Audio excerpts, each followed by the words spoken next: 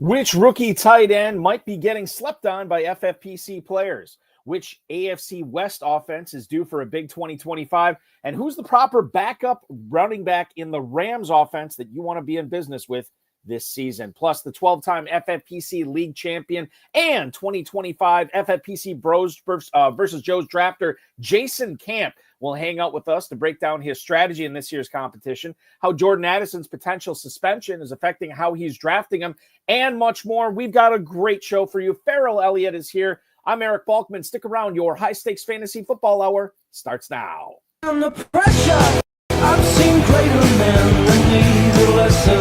Broadcast live and heard around the world, you are now watching the most entertaining hour of radio on the planet. Welcome to the High Stakes Fantasy Football Hour presented by myffpc.com with your hosts Eric Balkman and Ferrell Elliott. The High Stakes Fantasy Football Hour is your home for analysis from the best players in the world. And now, because no one else was available, here are Eric Balkman and Ferrell Elliott. Solace in the scripture, are we not all our father's sons? I became a man, nobody ever told me what a man was. Greetings and salutations to all of you Balkaholics and Ferrelliacs. Welcome into the latest episode of the High Stakes Fantasy Football Hour presented by myffpc.com. I am your slightly above average host, Eric Balkman. My co-host is the definitive commissioner of fantasy football, Ferrell Elliott. Coming up on tonight's show, we're going to break down the RJ Harvey, J.K. Dobbins battle, who to target, who to fade in the Jacksonville backfield, and 12-time FFPC League champion 2025 FFPC Pros versus Joe's Jason Camp will join us to lead our discussion tonight about Hunter Henry, Javonte Williams, and so much more. If you want to connect with us on X, you can do so at HSFF at Eric Balkman. Of course, learn more about Ferrell's Kentucky Fantasy Football State Championship at KFFSC.com. Post on our Facebook page at facebook.com/HSFF. You can also email the show at the highstakesfantasyfootball@gmail.com email address. If you have any questions for us or for Jason, now's the time to send them in. We'll try to get to all the chat room questions, tweets, and emails coming up in the fantasy feedback segment later on in the show. Thanks to our audio engineer, my best friend Bryce, and of course, our producer and mutual friend Rob. I want to let everybody know that there's a lot going on with the FFPC right now, including but not limited to the FFPC Big Gorilla Tournament, a $1 million grand prize at stake. You're going to get a $50 discount on every third team. Drafts are already running now. The 7 Bananas promo is live. We've now given 20 best ball teams, free best ball teams, and 2 free FFPC main event teams to teams that keep getting that 7 pick multiple times in a row. You can check that out at myffpc.com. And while you're there, register for the main event. It's our flagship event, another $1 million grand prize, $6 million plus prize pool, slow and live drafts running right now as well. So check that out at myffpc.com. Remember, if you have your teams fully paid for by July 27th, you're going to get your early draft slot on August 3rd. I know Nick Costantino from the Go Bills franchise was in the Insider Access YouTube chat last night. And he said, well, Balky, what about these drafts that are scheduled to go off before July 27th? Well, you don't get your early draft spot on that. Once they fill, you'll get an email. That's your draft slot. So that's how you find out where you're drafting in those. The FFPC Best Ball and Superflex Best Ball tournaments going on at myffpc.com. A $300,000 and $100,000 grand prize up for grabs in those. $100,000 runner-up prize in the Best Ball tournament as well. You can enter for $125 or $35 respectively in those two tournaments. 30-second, 60-second, 2-hour, and 6-hour clocks available for those competitions. And don't forget about Dynasty Startup Drafts. Entry fees range from $100 all the way up to $5,000, 2,000 plus leagues, and none have ever folded in 15 years. So myffpc.com is where to go for that. Remember to like, subscribe, comment on this video, share this with your friends, share it with your enemies, and get notified each and every time we go live. Want to bring in the co-host with the most. You know him from the KFFSC. He runs that, everything that's going on with the Kentucky Fantasy Football State Championship at KFFSC.com. And so glad to spend another Friday night with this dude, as I'm sure you are too, as well as Oinker too. Oinker is very excited to welcome this guy on, Mr. Ferrell Elliott. Ferrell, welcome in, man. Hey, brother, how are you? It was such an impressive lead-in, Balky, that I missed you so much. I sent you a text just to tell you how much I missed you. You can look at your text stream, and it'll prove. Yeah, I'm on it. Yes, I got the best email tonight. Grandpa Bullet Bob Hogan, tough muscular, impressive individual, and he has grandkids, and he just melts into a little malleable kind of life form there. But he sent me an email. He's playing our Best Ball Championship with his grandson, they're just together having the best time. So I really love this time of year before we get into it, and the main events and the travel to Paris Hotel and Casino on the Strip. I really it's just a great time of year. It is a great time of year, and it's fun because we're kind of making up our own narratives right now when we draft, which can be kind of fun because there's not a lot of news coming out with the but NFL they're not right fictional. Even though we're making them up, they're not. No, fictional. We're telling really ourselves a story. believe. They are factually based stories that we're telling each other to tuck us into bed at night. And you and are one of those, aren't you? and one of those, one of those stories as we lead things off from the Florida Times Union. This was the story that Demetrius Harvey told us this week about the Jacksonville Jaguars. Travis Etienne, dude ended last season as the lead running back for the Jaguars. And because we start drafting in January, we have buried this guy 6 feet under, probably back in May after Michelle Tootin got drafted. And now all of a sudden he's making a comeback here in late June because Demetrius Harvey says Etienne is expected to remain the team's top back, but he could take, quote, a bit of a backseat as a rusher as the team's running game and his receiving ability evolve. Okay. Harvey went on to say in this story that this competition will include not only Etienne, but Michelle Tootin, Tank Bigsby, and LaQuint Allen, the other rookie running back that Jacksonville drafted. He listed those players in that order. I don't think that that's any surprise. It's not alphabetical order. It is reverse alphabetical order, but I think the order he listed them in is an order of importance in the backfield. If the Jaguars truly are going to go a running back by committee route, it's going to feature at least 3 of these guys. It's going to be problematic. However, Etienne, while he wasn't a big pass catcher in college, it seems like he is starting to pick that game, part of his game up faster and faster. Farrell, if we look at the Jacksonville running backs and how they're drafted in the Gorilla, as you call it, the FFPC, the Gorilla, which, by the way, the ADP that we're getting is from fantasymojo.com, at FantasyMojo on X. Darren Armani, the godfather of the Pros versus Joe's Challenge. He runs this. Anytime we cite the ADP, it's coming from his website. Strongly urge you to get a Fantasy Mojo membership if you are playing in the FFPC.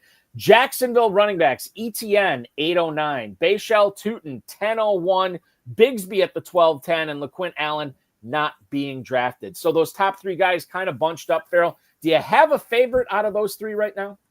I have a favorite. His name is Trevor Lawrence, and if you can return to his 2022 production, all these running backs will flourish. The support for Travis Etienne amongst fantasy players, even before the draft, I think he was evanescent, transitory, temporary at best. And then the draft came. This team has nowhere to go but the proverbial direction of up.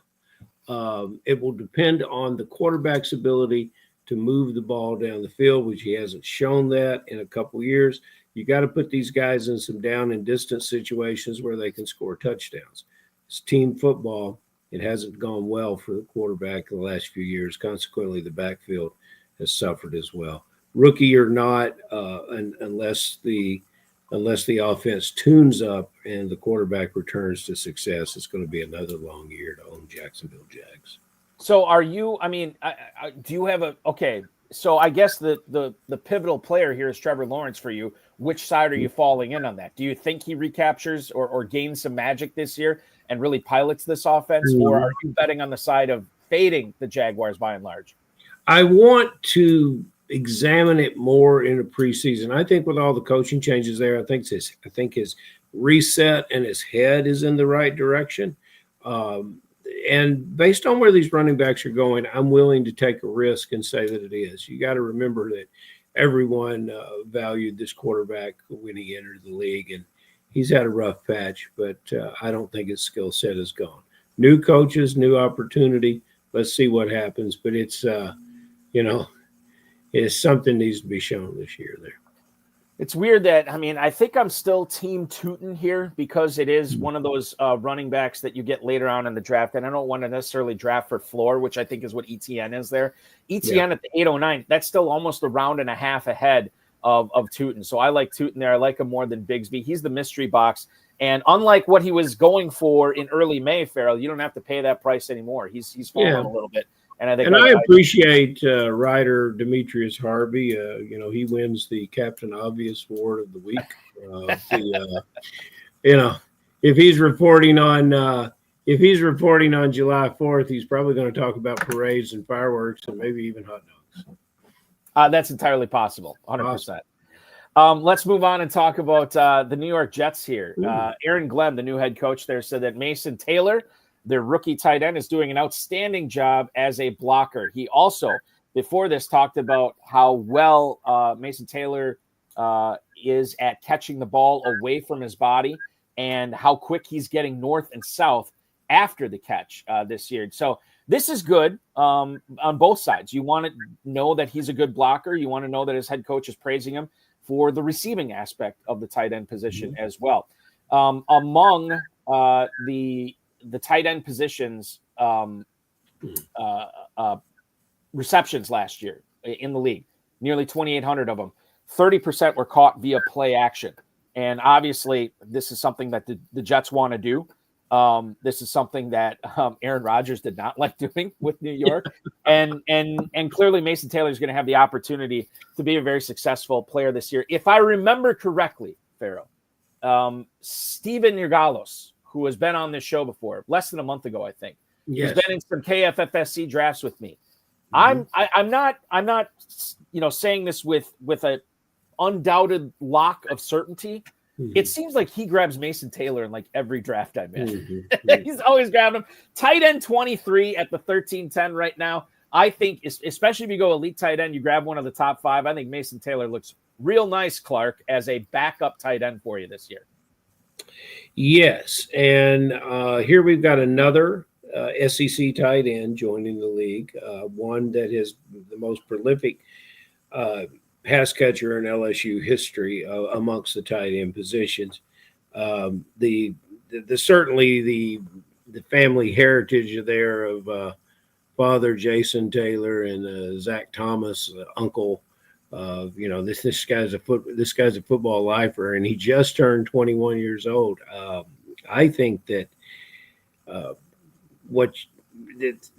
he was a steal for the Jets in the second round, and if you can draft him in the FFPC in the 13th round, you're stealing him too. And I'm not saying he's going to be Brock Bowers, but he's done all the same things that Brock Bowers has done over at Georgia in the Southeastern Conference. And they're not hurting for weapons at LSU, but they found a way to get this guy a ball, and that just wasn't circumstance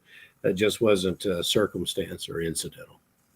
I want to we're going to get to Jason Camp here in a second. Before we do, I want to get into this RJ Harvey, J.K. Dobbins discussion. I know we've touched on this before, Ferrell, but Nick Kosmider, excuse me. And Nick, I apologize if I'm butchering this. I know Nick's watching right now. He never misses an episode. But he believes that RJ Harvey is still going to be a significant part of the offense, even after the acquisition of J.K. Dobbins. He did one of these mailbag columns for The Athletic where people were asking him questions about the Broncos, and somebody asked him about the impact that J.K. Dobbins is going to have on RJ Harvey this year. Kosmider said he welcomed the opportunity to, quote, dispel this narrative. And he also said in this mailbag, quote, if anything, Harvey has exceeded expectations during his early days in Denver. And certainly Dobbins will have a role. But bear in mind that if the Broncos really wanted Dobbins, they could have signed him prior to the NFL draft and prior to drafting RJ Harvey. As you have so eloquently pointed out with a lot of players, Ferrell, that we've been talking about over the last couple of weeks, this is going to be one of those things that's going to be much more interesting when we get to training camp and seeing how these things shake out right now. But I think the death of RJ Harvey after J.K. Dobbins was signed has been largely overrated. Now, when we look at the mojo on these guys and look at how Denver running backs are being drafted, we see McLaughlin as running back 86. We see Estime as running back 77. Dobbins is 42. And RJ Harvey still running back 21. He is going at the 5:06. Dobbins is going 5 rounds behind him at the 10:07. In your humble opinion, are FFPC players playing this Denver backfield right at the moment to be taking Harvey 5 rounds ahead of J.K. Dobbins? I really love Harvey, so the answer might be that he should go where he's going and that Dobbins should be elevated as your handcuff. I think what everybody here is buying into the fact of what we just said about Lawrence and Jacksonville. Those teams are responding to the young quarterback, his maturity, and the ability of the team to be to play better. They're a year ahead of where Jacksonville needs to be in this upcoming season. So it's difficult because if you start picking 2 of these guys, and some guy told me on the phone, I didn't give much credence to it, but he told me Estimate could be out of there. And I really like Harvey. So I'm going to go ahead and draft him where I have to draft him. And I think a lot of those drafters are probably going 0 running back, and they're coming in with Harvey as their guy. I think that's might be what's happening here. I want to touch on one more thing real quick before we get to Jason Camp. Zach Kiefer from The Athletic, who covers the Chiefs there, said that we should look for more emphasis on explosion from Kansas City's passing game this year. Andy Reid apparently during the spring made it a real point for the Chiefs to be pushing the ball downfield, something that they got away from for sure last season and maybe a little bit in 2023 as well. Since 2021, Mahomes has been 21st or worse in ADOT, and he finished 6th in ADOT, bear in mind, in 2018 when he had 5,000 yards, 50 touchdowns, 12 picks, won his first MVP that year. That's when he had athletic and young Travis Kelce. That's when he had athletic and young Tyreek Hill. Now he gets Xavier Worthy, who we know can get it done vertically as well as in the intermediate game. Rashee Rice, I don't think anybody would say is a field stretcher, but I believe you brought this to our attention before. Hollywood Brown could still get it done. He's still fast, and now they're going to have 2 guys that could really be lid lifters on this offense. I don't know if this is a conversation about, hey, should we be looking at Hollywood Brown late? Should we like taking Worthy over Rashee Rice? I think this is more of a question, Ferrell. Do we need to pump up Patrick Mahomes on our draft board? Because he is going well outside the top 5, and then there's a deep yawning chasm between Burrow and Mahomes. It's like 2.5 rounds based on where these guys are going. He needs to be going higher. And we had some guys in the chat room talking about how Mahomes has struggled with fantasy points in the last 2 years, and he has. But he's also been hurt. He's had some other situations around him. I think this is the year that he brings it together. And drafters will tell you what round has Darren got him going in? What's the report? For the mojo on who? Patrick Mahomes. Mahomes right now in the FFPC Big Gorilla, quarterback 6 at the 8:02. If you can get Patrick Mahomes that late in the draft all day long. I'll go back, Booger Freeman checked in when we were having our conversation about the Denver backfield, and he is correct. Coach Payton, we know what it's going to be. You have to be Alvin Kamara to get the majority of the touches. It's running back by committee. And so, that's a very good point. But I love Kansas City.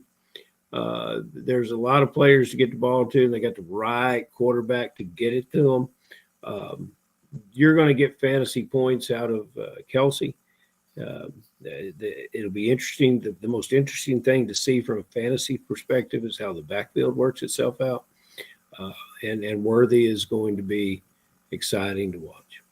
He is going to be exciting, and we can't wait to see what happens with this Chiefs offense. And we won't be waiting long, Ferrell, because I think we're only, what is it, June 27th? We're less than 3 months away. I mean, it's like 8 or 9 weeks, something like that, away from the start of the NFL season, which I know you can't wait for. I can't wait for it either. And I'll tell you one other guy who can't wait for it is tonight's guest on the program. Ladies and gentlemen, we're going to bring him in right now. This is a player who has 12 league titles to his name in the Fantasy Football Players Championship. He's looking to add some more this year, including but not limited to winning the $1 million in the FFPC Main Event. You can watch him draft on this here channel on YouTube, when we cover the Pros versus Joes drafts coming up in about a month or so. You follow him on the X at jcamp2323. Please welcome into the program tonight the Pros versus Joes drafter himself, Mr. Jason Camp. Jason, good evening. Thanks for joining us. I appreciate it, guys. How are you? We're doing good, man. How pumped are you to find out that you were selected as a Joe in Pros versus Joes this year? Oh, it was awesome. And, you can tell, and my history. I've been with the FFPC for a long, long time. And watching this, I was like, hey, man, when am I going to get my number? But it finally came up. So it's great because, I know I compete against some of these guys in some of the high stakes as it is. So it's nice seeing it. I haven't been able to go out to Vegas yet, so I'm kind of at a far over in Kentucky when I'm doing my draft. The live drafts, and those guys are out there in some of the high stakes and all that. But playing for the $1 million in the main event, it's awesome. So I'm really pumped to do this next month. It's going to be awesome. That will be fun. When you are, and I think I know what you're talking or what you're going to say here, but I want you to open this up. When you're not winning all these FFPC leagues, what are you doing for a living? Yeah, it's crazy. I kind of told you a little bit offline, but I grew up in Miami and was, a huge fan from there. Went to the University of Florida and actually had 18 years in professional sports. I worked for the Marlins for 3 years, right at their inception. I worked for Dolphins. And you got the ring, right? The World Series ring? I did. I got a World Series ring in '97 with those guys coming right out. It was an unbelievable experience. And then I worked for the Dolphins and helped produce the Super Bowl in 1999. Then I went over to the Panthers and helped them build and open that new arena that they just won their second cup in. So they hardly won it all when I was there, but it was great to see him win for a second time. And then I was actually on the PGA Tour as a tournament director for a long time. And then I kind of stepped away from sports after that and wanted to be a dad and raise my kids and coach football and baseball and all that kind of stuff. So I kind of opened my own event firm and, but I've been doing fantasy football since I was 16 years old. And I drafted Michael Irvin in 1988 in his rookie year. And that's how long it goes back. So back in the day, guys, you remember when you were pulling out the newspaper and writing it all down on a little sheet of paper and doing your own calculations in those home leagues. So it's from there to what I'm doing now with you guys. It's been a great run. And, this is my hobby. I kind of mentioned before, I am in Kentucky over in Ashland on the other side from Louisville. And my wife and I bought a dead mall and turned it into an entertainment district. And it's going great. So we're, changing a bunch of different stuff over there. We got a casino, movie theater, a Malibu Jacks, and it's great. But fantasy football is my escape and my getaway. So if we can promote this a little bit, I went to camplanding.com to check this out when I saw it. Wow. I was blown away. Like all the stuff that's going on at that place. You got mini golf, movie theater. You have just like this massive arcade. You got everything going on there. That is a pretty cool operation. Camplanding.com for any, and I'll put the link in the chat here so anybody can check that out. And then what is tapthatsports.com? So that's something that we created. It's basically a golf simulator bar. So we've got 8 HD sports suites, not only where you can play the top golf courses in the world, but you can play baseball, football, kick field goals, strike out batters, hockey, soccer. So it's a whole interactive sports bar. But I also have a pour my beer tap wall where you go in and get your RFID card or bracelet and then go down the line and just try all the sampling wall. And we kind of combine those two technologies together. And it's the first time we've seen it, but it's our own brand and something we came up with. So tapthatsports.com, go check it out and get some of our shirts and hats. And, we're looking at expanding and opening one in Nashville with my buddy Roy Lake that I used to work with the Marlins. So we're going to put another location down there in Nashville where it's all happening. So looking at other cities to go and build them. So it's great. Yeah, so when people come out for this, do they ever go home? Do you get rid of them when they come? I mean, well, there's a casino there also, and there's a horse track. That's what I'm saying. Do they ever go home? We're building an indoor sports complex because we wanted to have some more court space for the youth to play junior basketball and volleyball and all that kind of stuff as a way to give back. So it's a dream come true for me to do something like this with my wife and put it all together and bring something back to the community. So we only bought the Dead Mall. It was just 4 years ago, July 15th. And we've been able to build it up to where it's almost completely full. So it's been a great run. Impressive. It sounds like it would be the perfect location for a satellite draft from the Kentucky Fantasy Football State Championship. What do you think, Balky? It sounds like that's exactly. Absolutely agree with you. And actually, we're gonna take some of those simulators because we'll play the Super Bowl on them. You can play sports and all that, and they're the huge 17-foot wide, 12-foot tall screens. And we're actually going to host fantasy football league, so you can come in there and in your own private room, have the tap wall, beer wall, and actually draft on the big screen, kind of like your own draft war headquarters. I can already see, Balky, that we're going to have to slow things down here and negotiate the word exclusive into this. But you could do that, or we already got KFFSC in Louisville. We have KFFSC in Northern Kentucky. Now, KFFSC in Eastern Kentucky. I'm down. We can make it happen. Well, I tell you what, you haven't been to Las Vegas, and you're the one player who's come on the show that I think we can give a pass to for not being able to come live. Balky, with this schedule that this man has, can we give him a pass on not showing up live? I think we can. I'll give him a pass, but I think he wants to come. You've accommodated you've let us know that you're spending your time wisely. Now, if you can answer this question properly, you should come to Las Vegas. You should come to Kentucky. And you should come everywhere fantasy football is being played, because I think this is the biggest mystery in sports this year. Aaron Rodgers to Metcalf. Can you see it happening? It's I'll tell you what. You know how Rodgers is. He picks his target. He throws the ball just when he, stuffs those targets to Devontae Adams. I think he's going to do the same thing with Metcalf because he doesn't have a choice, right? You look at the talent level from a wideout perspective, and I'm a huge DK Metcalf fan. And I know he's a little sloppy on his route running, but the guy is a beast, right? The way he can run, the way he can out-muscle everybody. And what I love about Metcalf is his attitude. He wants the ball. He wants to win. He never gives up. They can be down 20, and he's going to go and get a fist fight with a cornerback to go and win that ball. This is true. That's the kind of guys that I love. Is they want to be out there, and whether they're getting paid $1 or $10 million. And Metcalf's one of those guys. So, Pittsburgh, it's a tough city. It's a great city. I think they're going to embrace the way he plays football. And, yes, he's not going to get, a huge amount of targets, but I think, the way he doesn't have much competition for targets there, he's going to get enough. And, the way I've been getting him in the 4th or 5th round, that's a guy that's high on my list that I really like to go out there and, be that value in the mid rounds. So I want to ask you about another receiver here too, and that's Jordan Addison. I've kind of made up my mind that I am in on the Vikings offense this year. In fact, I was talking last night on the Insider Access show on Better Sports Network with Dan Williamson, and he's a Minnesota guy, and I said I think I'm pretty much in on every Minnesota player this year except for Aaron Jones. I'm a little bit nervous about him, but Mason, Hockenson, Jefferson, Addison, McCarthy, yes, I will take those guys. And I want to focus in on Addison for this question, because I think some people are nervous about him being the number 2 wideout and maybe not even the number 2 target on a team that's featuring a rookie quarterback in J.J. McCarthy. There's also the possibility of suspension.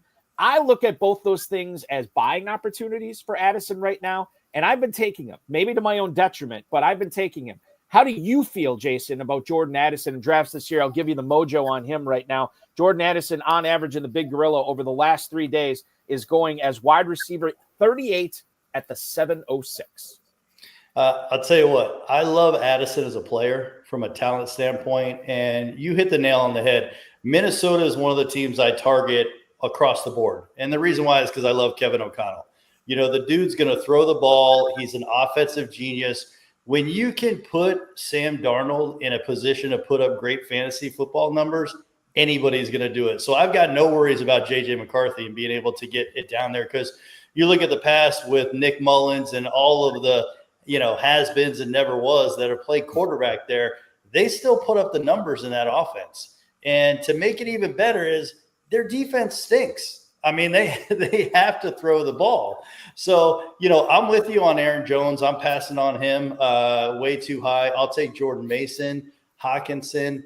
The thing with Addison, I think, like you said, Balky, it's the value, right? If it's low enough, you take it. What I do like about Addison is you could take, he's going to get suspended, but it's probably going to be the first 3 games. So if you get enough value on Addison with his talent, you get into the bye weeks, and that's when you're getting him back, right? So you might draft 4 receivers in front of him, and then you have Addison.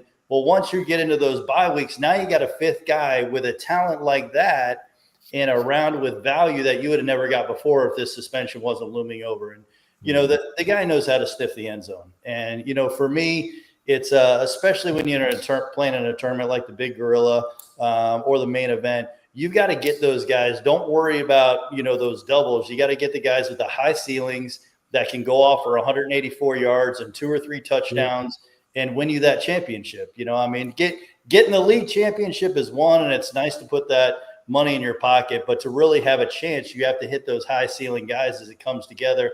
Just like the guy who won the Main Event, right? Who had Higgins and Burrow, and they just went off in the right week, and there you go. He came from a couple spots down and jumped right up and won the $1 million. Hey, So before I get to – go ahead, Balky. I just want to point out what Morgan Freeman is pointing out in the YouTube chat right now. And while I think he's right, mostly with this is when you're talking about Addison missing a quarter of the FFPC regular season, which he could. I think that's usually smart to bring up. However, to your point, with Addison's suspension, if it is at the start of the season, which I think a lot of people think it is going to be, JJ Zacharyson from Late Round and then Jared Smoller from Draft Sharks, they say this all the time.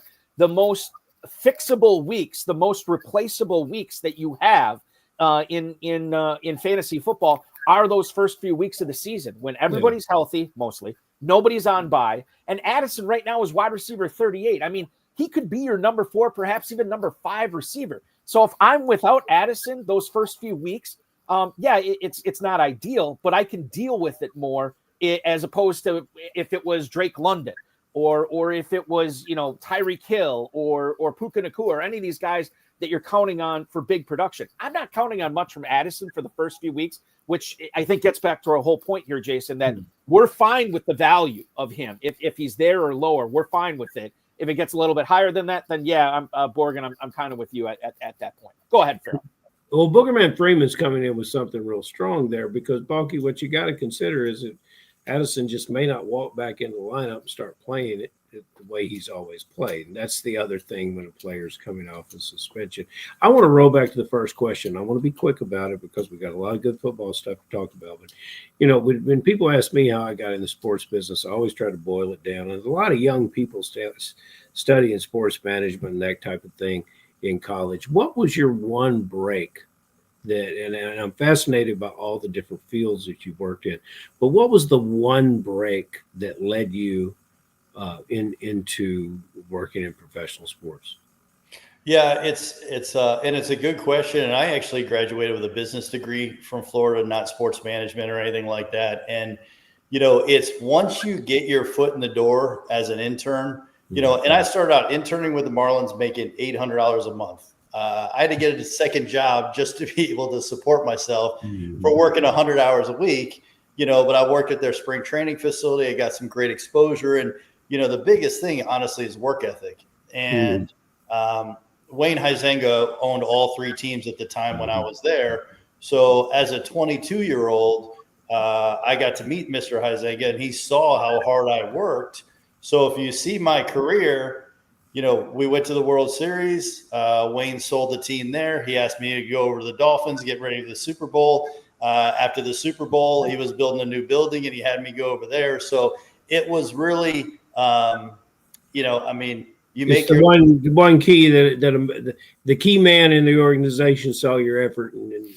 That's exactly right. As a young kid, and be the first one in the building, last one out. I mean, whether you're a player in the front office, it's no different, right? So well, you were a young guy that did it right from day one. Let's talk about a guy in football that finally got it right last year. He's had some decent years, but he had his best year last year. And Balky knows the gentleman's name, but the tight end whisperer, our only pro that really got anything right last year. Is that right, Balky? Our only pro. The tight end whisperer came on and told us Hunter Henry was a great bargain. And Hunter Henry goes out and has his best year catching the football. Is that going to hold this year, especially with the wide receivers? I would think the addition of Diggs, the young player Williams that everyone seems to be high on coming in, that type of coverages that they will draw could allow Hunter Henry to have another big catch year. What do you think? Yeah, and Hunter Henry is one of those guys that I have leaned on through fantasy football ever since he was a rookie back in the day with the Chargers, just because of the talent and his pass catching ability to go over the middle. And he's just solid. And it's one of those guys that we talked about. He's not going to be the triple and home run guy, but he's a single and double all day long.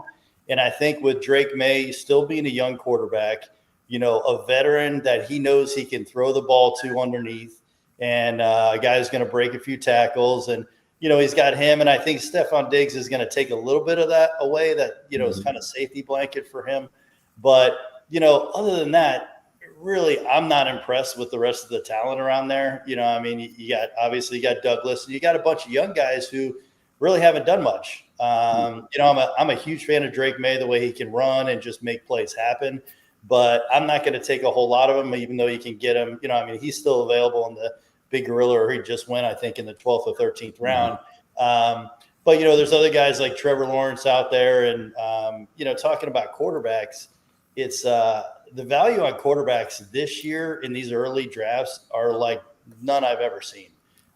You were just talking about Patrick Mahomes going in the 8th, right? He went in the 8-9 in this Gorilla. I'm in the slow draft right now.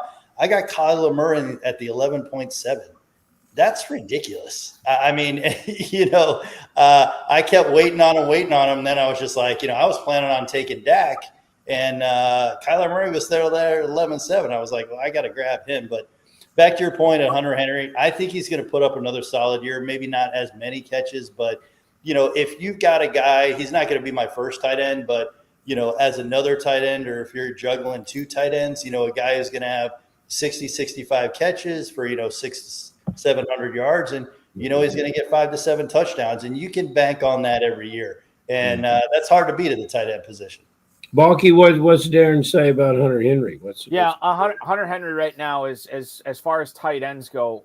Over the last 3 days in the Big Gorilla, you're looking at tight end 21, so comfortably a backup tight end, almost a tight end 3 at this point. And if you want to draft him, he's going to cost you a 12th round pick. He's going at that 12-13 turn. So which is essentially where he was last year before he had the best year he ever had. Correct. Yeah, and obviously Diggs and Kyle Williams and Adam Hahn in YouTube mentions Kayshon Boutte, who I don't know if is a lock to make the team, but we know the talent is there as well. Jason, the Cowboys backfield. Let's play a little multiple choice. Have some fun here tonight. If I said, Jason, what's the ideal way to handle the Dallas Cowboys backfield this year? Would you say A, it's drafting Javonte Williams in the 9th round?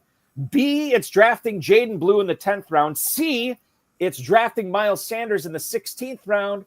D, Phil Maffa in the 20th? Or E, none of the above, avoid it completely? What would you answer to that question on how to properly handle Cowboys running backs in 2025?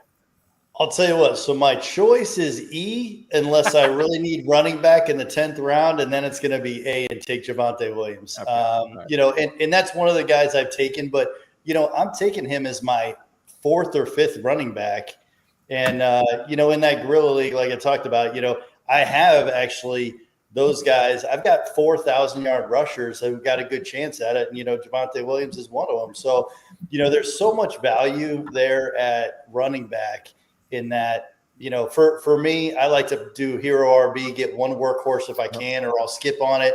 And then I'll take one in the mid round. And then, I'll go 7, 8, 9, 10, all running backs if I need to. But I've got 4 or 5 really solid wide receivers, going back to Addison being maybe my 5th wideout.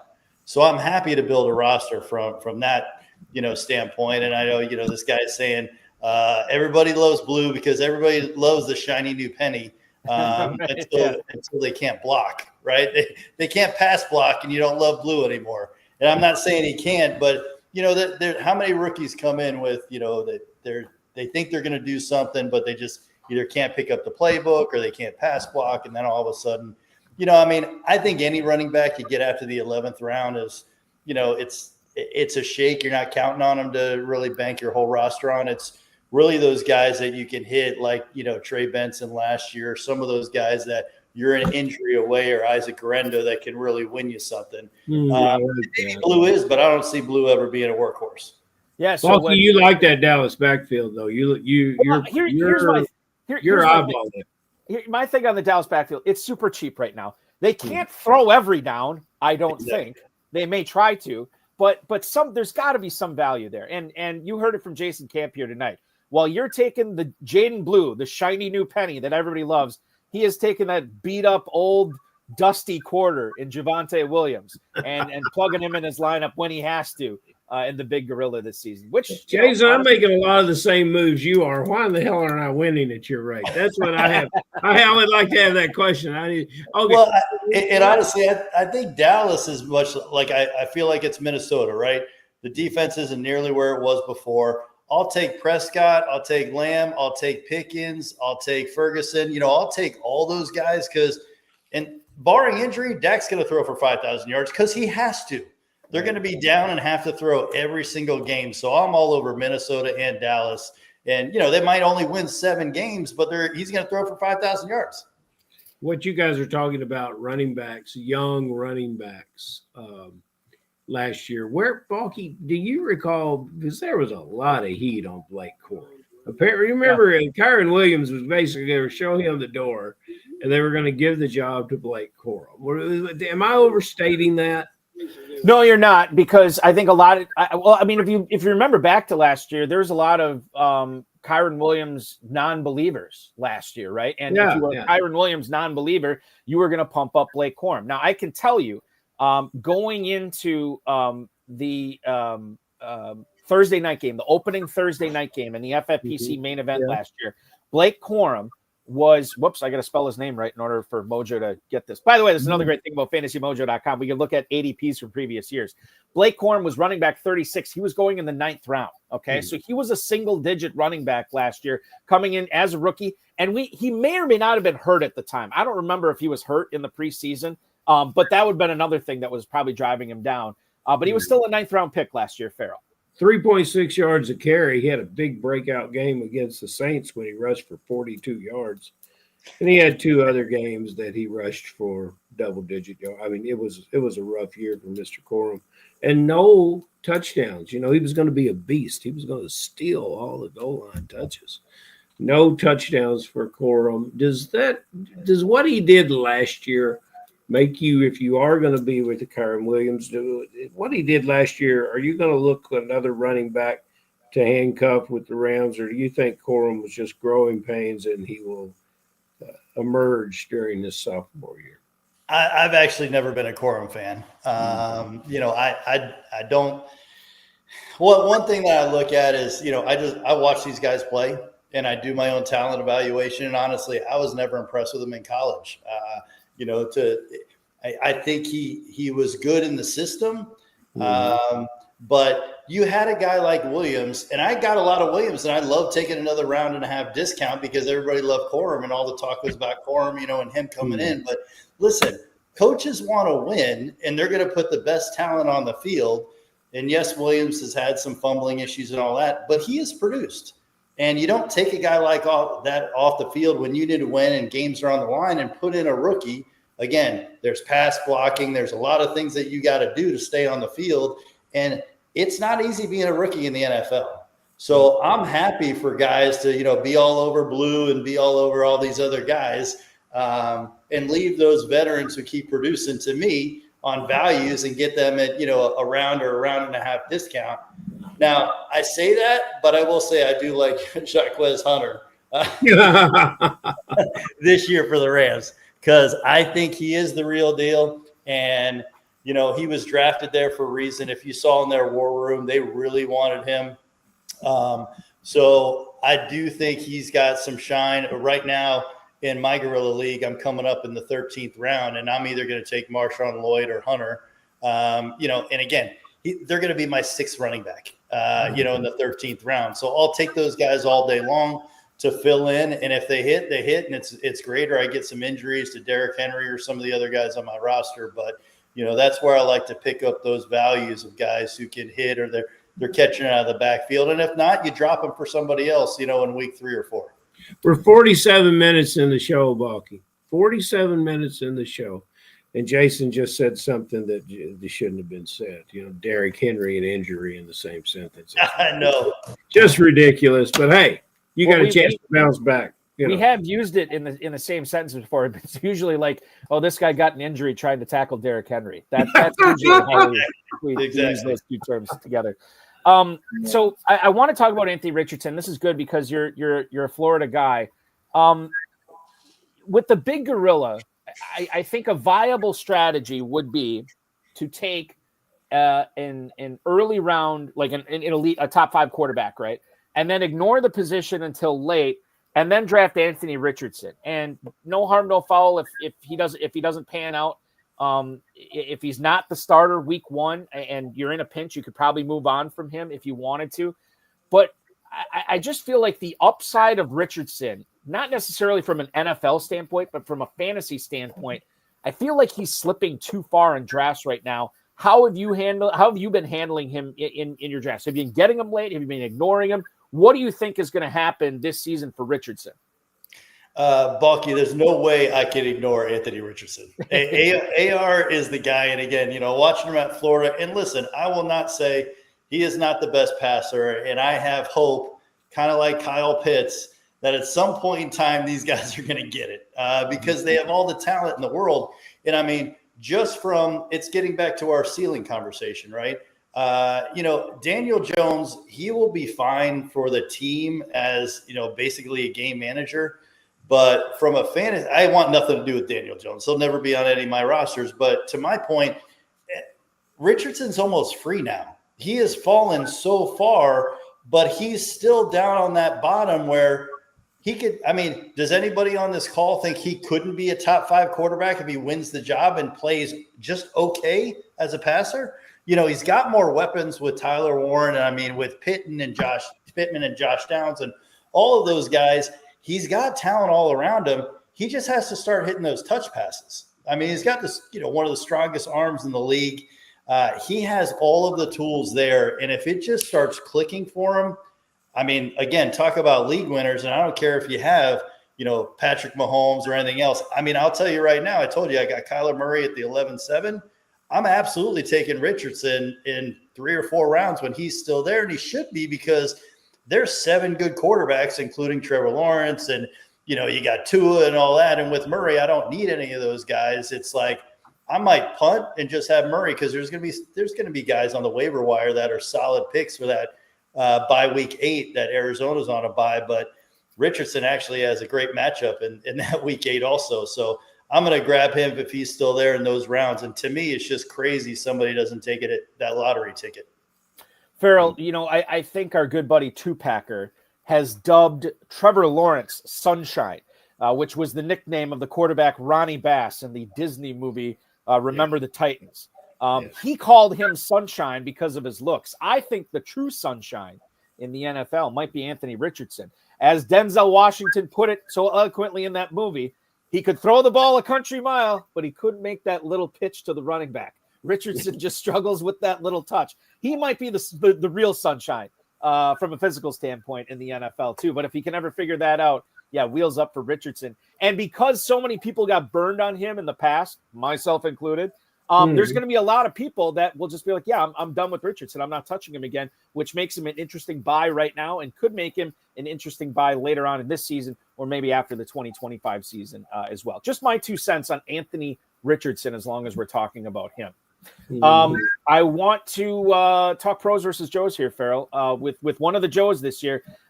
Jason Camp, initials JC, the same as Jesus Christ. Is he the savior for the Joes this year? The Joes need no savior, but if they were going shopping one, this is who we would come up with. You show up against the pros, you're guaranteed sixth place. So, what you've got to do is tell us what your strategy is to beat the other Joes. Yeah, and then write it down and use it against me, right? Well, I mean, from a strategy perspective, and like I said, I don't think it's any different. I think we're all kind of on a level playing field. I know the pros think, differently, but from my standpoint, it all depends on that draft position of how I'm going to play, where it goes. To me, I don't go in with a certain spot. If I know where I'm drafted, whether I'm going to go that workhorse running back and then fill it in with, 4 or 5 wide receivers right after that. If one of those top 4 quarterbacks falls to me, like I've seen, some of these guys with Jalen Hurts, and I'm a huge Jaden Daniels fan, and you can match him up with Terry McLaurin, or I really like Debo. Same thing. I think he's fallen too far for the talent that he has going on a Washington team that's going to score a ton of points. I think there's a lot of opportunity there. So, me, ideally, I'd like to go workhorse and then a bunch of wide receivers right around it if I can get those. But, if somebody's split in the backfield, then I'll wait. And, maybe your first guy is Kenny Walker or one of those guys in that 5th or 6th round where I think he's got some upside. But then, like I said, that 7 through 11, I'll take all those running backs that I think like Javonte Williams that can hit. And, these guys are still going to, still have a chance of being 1,000-yard rushers or one injury away from getting there and really, padding it in. But like I said, the quarterback value right now is kind of crazy. That even the top guys are falling into the 3rd, 4th round. There's big opportunities there. It's been an interesting year in the early drafts, to be honest. Yeah, that's why that big gorilla is so much fun. And you're letting out your secrets, and everybody's got a secret weapon at home. Hey, Balky, I wanted to give a shout out to Bill Hollywood tonight, who's not in the chat, but the shout out doesn't go so much to Bill as it does his brother Dave. And there's Bill's secret weapon. Dave, the older brother, is sitting at home stirring up all the ADPs, and we might get him down in Louisville this year if he can hop in with old Billy Hollywood. I love your strategy. What would it do for you if you won it? If you won the pros versus Joes, where would you set that trophy? Oh man, you see this right here? I'd have a shelf right here for every single one of my conference calls when I'm calling Raising Canes and those guys to come to Camp Landing. They would see my trophy right here and automatically know I was a winner.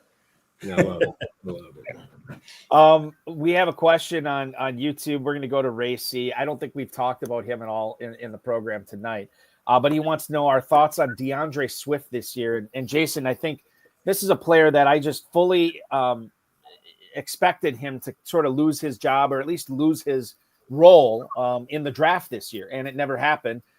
We've heard the stories of people pontificating whether the Bears were trying to get a replacement for him, but that player just would always get picked right before they were ready to pick. And so they end up with Kyle Monangai in the 7th round, who's he's a fine running back out of Rutgers, nothing special, at least in my opinion. So it seems like Swift, it's still his job, and he's still ahead of Roshan Johnson. If we look at the mojo on DeAndre Swift right now in the Big Gorilla over the last 3 days, we're seeing him as running back 24 at the 606.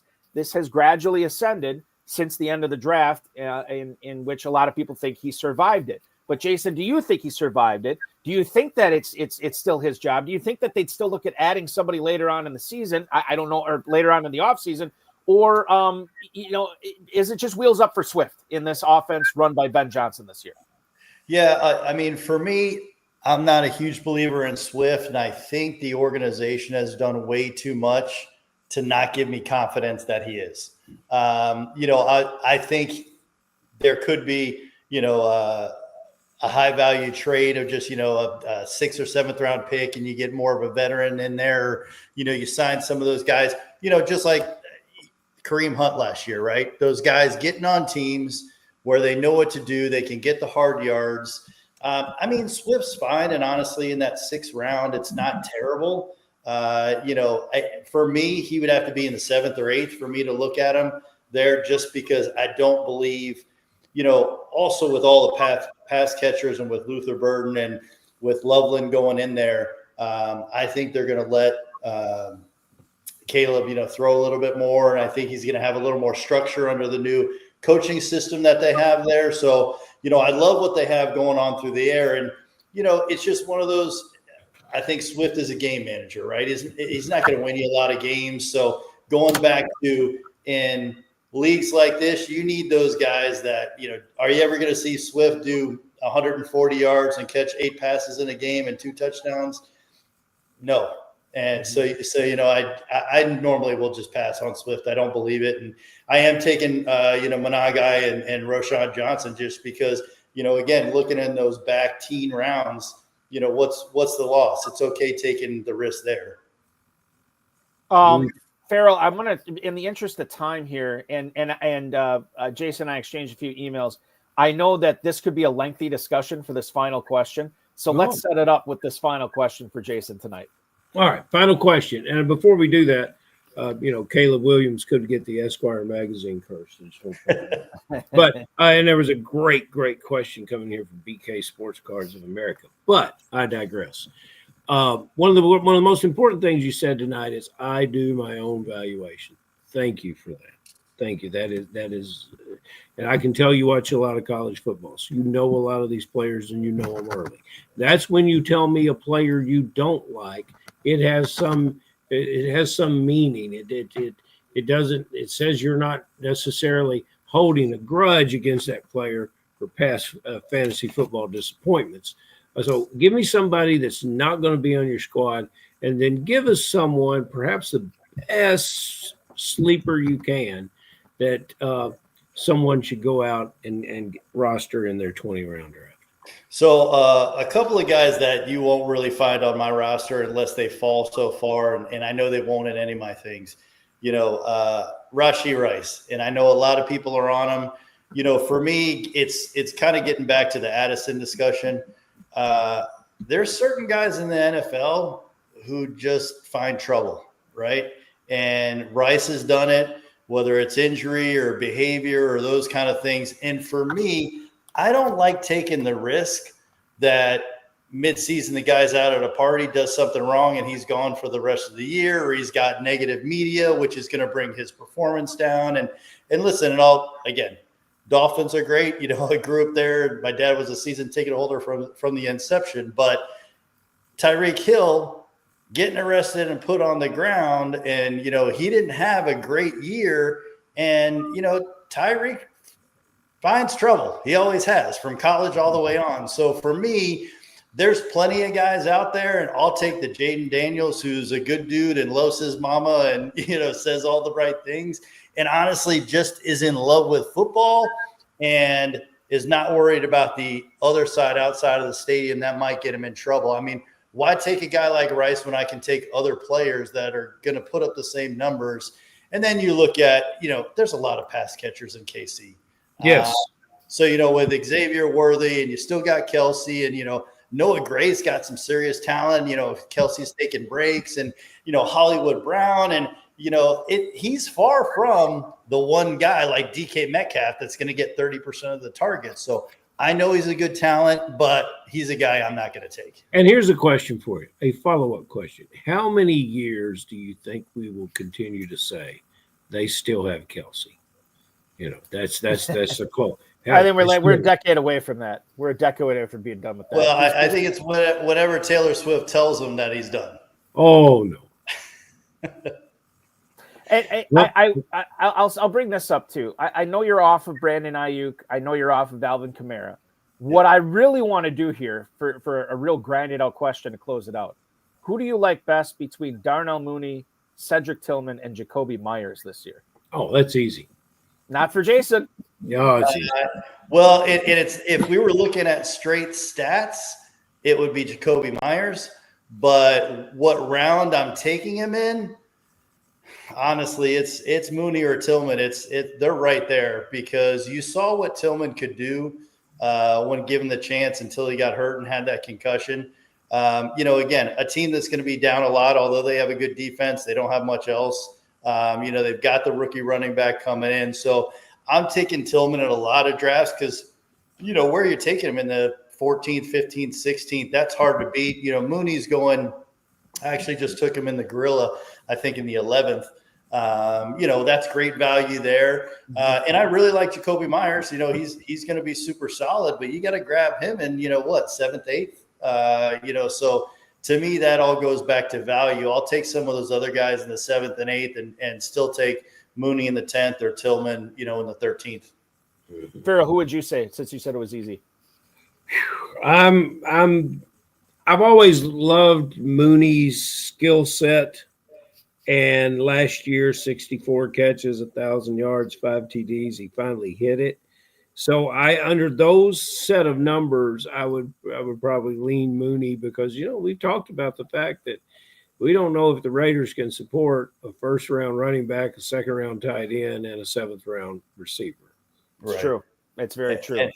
And Penix, Penix is going to throw the ball, and he's on my list paired up with Murray because in bye week 8, Atlanta's hosted Miami, and Miami's secondary is going to be one of the worst in the league. So target that every chance you can get in those shootout games with Miami. And so speaking of one of the guys I love, you had mentioned, I think Waddle has fallen way too far down the way. They're going to have to throw the ball all the time. And where he's going in drafts now, that is one of the biggest values on the board, not only with his talent level, what they signed him to a contract, the way Tua is able to throw the ball, and with McDaniel's offense. But same thing, Tyreek Hill could be traded. He could be hurt. All of that talk about Tyreek Hill getting traded, say he gets traded tomorrow, where's Waddle going in the next day's drafts? Mm-hmm. Yeah. 3rd round, top of the 3rd, and you're getting him, way late. It's just he's fallen just way too far. I think the thing with Waddle is I was drafting him early on, and I feel bad about it because I've been one of the people that are letting him slip, and I just looked at his ADP for the Big Gorilla the last 3 days. He has fallen to Chris Olave, Jerry Jeudy, Jawan Jennings, Rome Odunze territory. Jalen Waddle is wide receiver 35 in the 7th round of the Big Gorilla right now. There is say what you could hate the Miami Dolphins offense and still like that ADP there too. Exactly. So, that's value A number 1. So he's one of the guys that I'm targeting that far. That's nutso. And Morgan Freeman, it points this out. He's disappointed him too many times. Good luck. I get it. Like I've been burned by players before. I try to wash and cleanse myself of that every year. So I'm no grudges, Balky. No grudges. Yeah, exactly. I'm trying to just have all that stink off me from the previous season. And I want to come in fresh and look at it fresh. But you're not paying the premium that you were paying in the past when Waddle burned you. You're paying 7th round. All those other names you mentioned. Did Chris Olave disappoint you? It's like everybody around Waddle, they all disappoint. That's why they're in the 7th round for a reason. Right. Yeah. And Pittman won't disappoint you, and he's in the 11th round. Yes. Gosh, I got it in. Yeah. We only have a minute left of the show. We contractually obligated to praise Michael Pittman at least once during every program, so we got it in. It's like a live read, right, Ferrell? That we just have to get it in. We have to wedge it in somehow. And it's always tough when you get a great guest like Jason Camp tonight, the 12-time FFPC league winner, a guy who's going to be drafting live on these airwaves in about a month for the FFPC Pros versus Joe's challenges. He's going for a free FFPC main event team in 2026. But before that, he wants to go for the $1 million in the 2025 FFPC main event. J Camp 2323 is where to go. If you want to check out what he's doing in his spare time, when he's not doing this hobby of winning all these high stakes leagues, check out camplanding.com. And what was the other? Tap Time Sports? Am I getting that right? TapThatSports.com. TapThatSports.com. TapThatSports.com. TapThatSports.com. Jason, this was a lot of fun. Really enjoyable Friday night we got to spend with you. We'll work on KFFSC Eastern Kentucky, the satellite that over in Ashland. I'm down for that. Don't be a stranger. Hopefully we get a chance to talk to you real soon. Maybe you could come on the air when you're drafting and make a pick live. We'd love to reconvene and talk with you then too. I would love to, guys. Thanks for having me. That is Jason Camp, ladies and gentlemen, hanging out with us tonight here on the High Stakes Fantasy Football Hour, the 12-time FFPC league winner. What a fun conversation that was, Ferrell. And we might have booked a new location for KFFSC. Who knew? Yeah, you never know what we're going to get into. we're going to have to get him over here where he can inspect the operation and see what's going on. Mm-hmm. He'll likely have some good ideas, and I got to figure he'll bring some of those guys with him. But you know what? He just might want to take a break and come on over and be with us. That'd be fun as well. Fun for him, fun for us, fun for everybody to do that as well. I'm going to let you have a fun weekend, Ferrell. Thanks so much for hanging out with me tonight. July 4th is next Friday, so we're not doing a show. Are you available to do a show on, Wednesday night? Would you be able to do a show Wednesday night the 2nd? Balky, if you want to do a show Wednesday night, I'm here. All right, you're the man. Let's plan on that, 10 p.m. Eastern on Wednesday. Be good, brother. Talk to you soon. That is Ferrell Elliott, ladies and gentlemen, the definitive commissioner of fantasy football. Check out the Kentucky Fantasy Football State Championship, KFFSC.com. I've been in a bunch of KFFSC drafts this year so far already, having a blast. I've been drafting against some of the guys in the YouTube chat tonight, like Steven Ugalos, who has been in like 3 or 4 of mine already. It's been a lot of fun. I want to remind you, once again, next week, Wednesday, we'll be doing a show 10 p.m. Eastern time. So you can watch the fireworks on Friday night. You don't have to worry about missing a show. In case you missed last night's episode of the Insider Access Show on the Better Sports Network, I had a great time with Dan Williamson. He's the co-host of the Stack Hunters podcast with Bradley Stalder. He also writes for Player Profiler, Roto Underworld. We had a great time discussing a lot of players and a lot of draft strategy on that show. Watch it back on the Better Sports Network's website, BSN Socials, FFPC Socials. You can check that out. We will go live again this coming Thursday at 7 p.m. for 2 full hours. We're going to go back to the Player Profiler. Well, he's a writer there. He also is a contributor for Dynasty League Football and Fantasy Alarm. He is the host of press coverage on the Player Profiler podcast network. His name is Wyatt Bertolone, and he is going to be joining me live on Thursday. Going to be a fun one.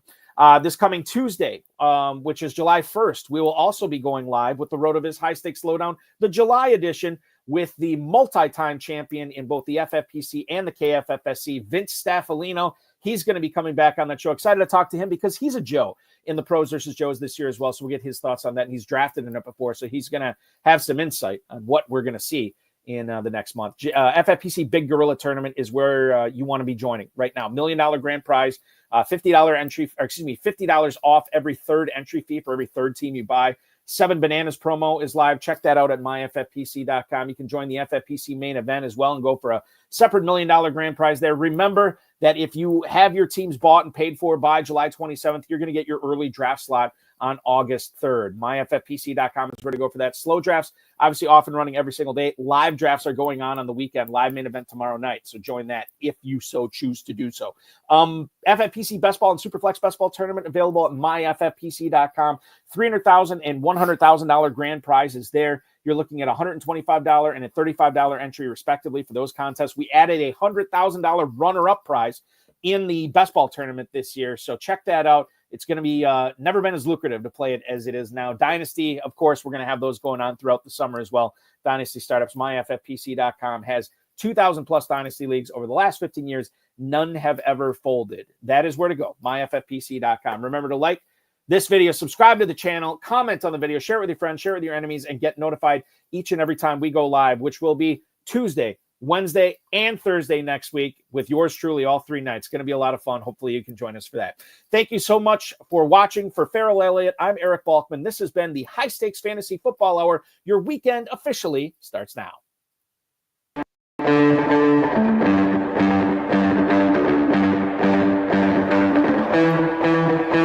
This has been another episode of the High Stakes Fantasy Football Hour presented by myffpc.com. It was broadcast live and was watched around the world. Balky and Ferrell will be back next week with more analysis, more interviews, and more advice from guests much smarter than they are. Thanks for watching, and we'll talk with you again next week.